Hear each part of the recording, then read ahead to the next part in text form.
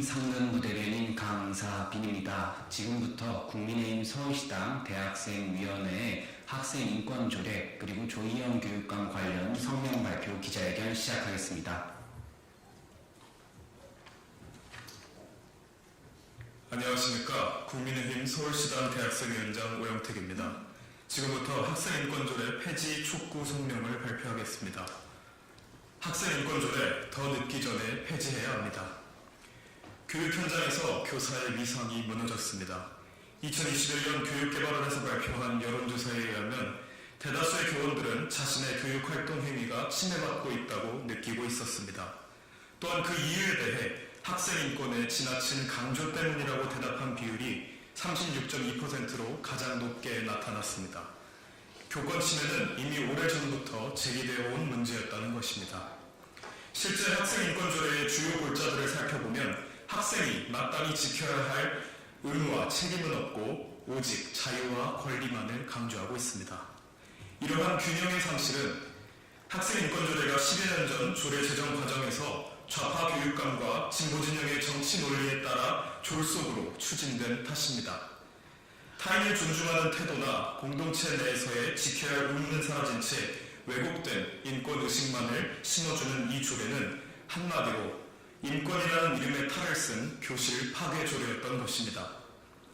인권이라는 고고한 가치는 거듭 강조해도 지나치지 않습니다. 그러나 어떤 권리를 말할 때에는 반드시 의무가 수반되어야 합니다. 그러한 점에서 균형을 잃어버린 학생인권조례의 큰 부작용은 이미 예견된 재앙이었다고 생각합니다. 오늘날 학생인권조례에 관한 논제를 지켜보며 청년의 한 사람으로서 큰 안타까움을 느낍니다. 정치권은 여전히 서로를 향한 비난과 책임 회피에만 혈안이 되어 있을 뿐 이념에 물든 기형적 교육제도를 만든 것에 대한 반성이나 성찰은 전혀 없기 때문입니다. 지금이라도 이 사태에 책임 있는 사람들은 국민 앞에 사죄해야 합니다.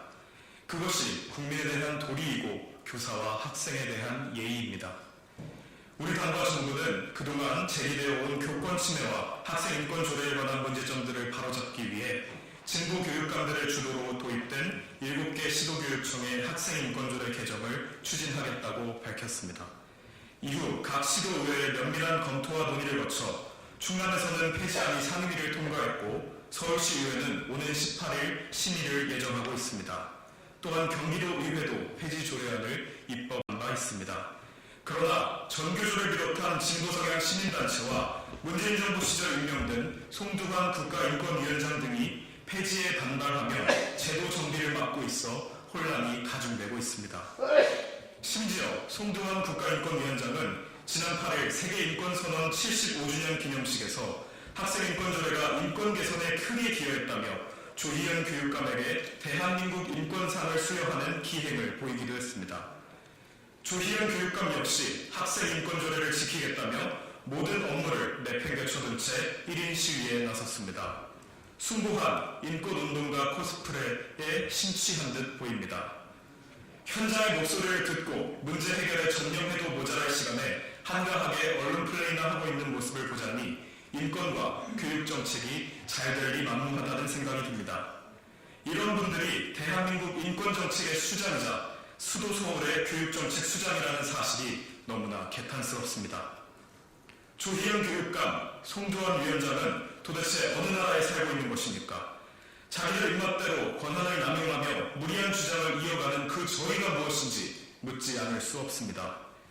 교육 현장의 실태는 철저히 외면하고 진영 논리에 빠져 근거 없는 정치 주장만 반복할 것이라면 당장 그 자리에서 물러나십시오.